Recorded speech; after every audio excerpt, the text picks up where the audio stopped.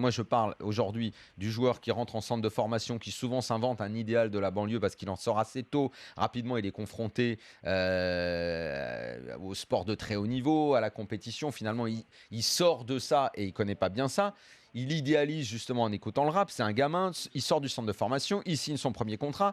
On est en train de parler de joueurs qui sont jeunes. Toi, tu me parles de mecs qui évoluent. La plupart des joueurs dont tu parles, évidemment qu'ils évoluent. Mais tu évolues déjà énormément entre 16 et 20 ans. Mais il évolue un petit peu plus tard, notamment mais quand il va se marier, quand il va avoir des mômes. Mais nous, en Ligue 1, on a des joueurs qui sont jeunes. On a des joueurs qui sont jeunes, qui sont très influencés par cette culture-là, par la culture banlieue et les valeurs qui sont véhiculées. C'est ce qu'on retrouve dans les centres de formation, c'est ce qui est mis en avant. L'autre soir, moi j'ai dit simplement en plus que c'est dans le package. J'ai dit que c'était dans le package, comme était dans le package qu'on a dit l'autre soir, la chicha. Je dis pas, je condamne pas ça. Je dis que c'est une sorte de package global qui moi, je te dis phénomène de mode, comme certains trucs. Mais ne me dis pas que la mode n'influence pas le comportement. Ponctuellement.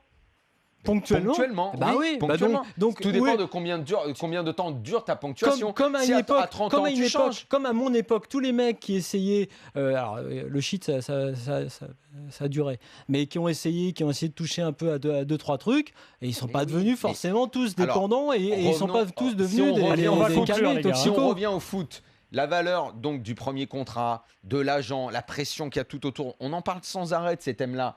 Le culte de l'individualisme qui est très lié au foot.